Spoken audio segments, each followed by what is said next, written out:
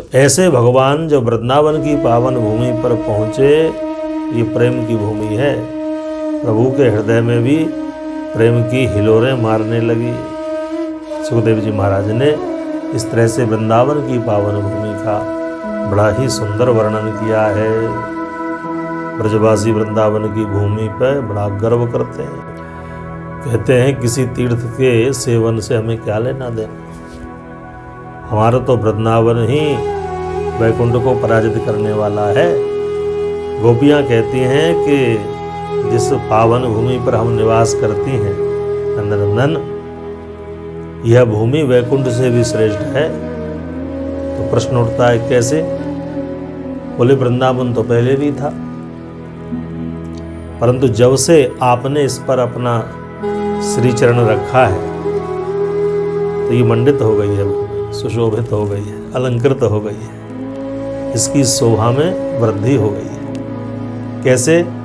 तो गोपियाँ कहती हैं ते जन्मना ब्रजः अधिकम जयति, आपके आगमन से, आपके चरण स्पर्श से इस पावन भूमि का मान और बढ़ गया है, और वहाँ की हम रहने वाली हैं, निवासिनी है।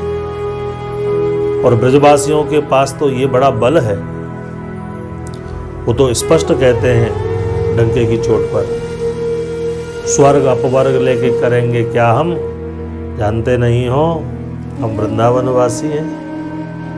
तो वृंदावन की जो भूमि है वो प्रेम की भूमि है, प्रीति की भूमि है, भक्ति की भूमि है। अब आप ऐसे मान के चलो कि क्षेत्र विशेष में फसल विशेष पैदा होती है। नागपुर में आपके यहाँ संतरा बहुत बढ़िया पैदा होता है, नागपुर का संतरा विख्यात है। हिमाचल का सेब, कश्मीर का सेब, बिहार की लीची, भूमि तो सर्वत्र है, लेकिन किसी किसी भूखंड को वो सौभाग्य प्राप्त है कि वहाँ वही फसल ज्यादा होती है। तो वृंदावन की जो पावन भूमि है उसमें क्या पैदा होता है? भक्ति की अभिवृद्धि होती है। भक्ति यदि जीवन में चाहते हो तो वृंदावन की पावन भूमि का आश्रय लो, जहां भक्ति भी वृद्धा से तरुणी हो गई, युवती हो गई। नारद जी तो कहते, मैं तो ऐसी पावन भूमि को कोटिशः प्रणाम करता हूं। धन्यम वृंदावनम तेन भक्तिर नृत्यति यत्र च। और भक्ति महारानी ने भी कहा, महाराज नारद जी, मैं पूरे भारत में भ्रमण की, घूमा मैंने, और भ्रमण करते करते यत्र तत्र मेरा सम्मान भी हुआ, मेरी पूजा भी हुई, लोगों ने बड़ा आदर किया, और कहीं कहीं मेरी अवज्ञा भी हुई, अवहेलना भी हुई।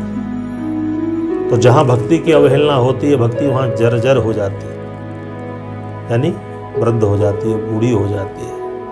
जहाँ भक्ति की महिमा का नित्य निरंतर वर्णन किया जाता है, वहाँ भक्ति युवती हो जाती है। तो भक्ति ने स्वयं कहा, दक्षिण भारत में मेरा जन्म हुआ महाराज, और भ्रमण करते करते जीवन में कुछ कठिनाइयाँ भी आईं, और जैसे ही मैं वृंदावन की पावन भूमि पर आई तो वृंदावनम पुनः प्राप्य नवीनेव स्वरूपिणी।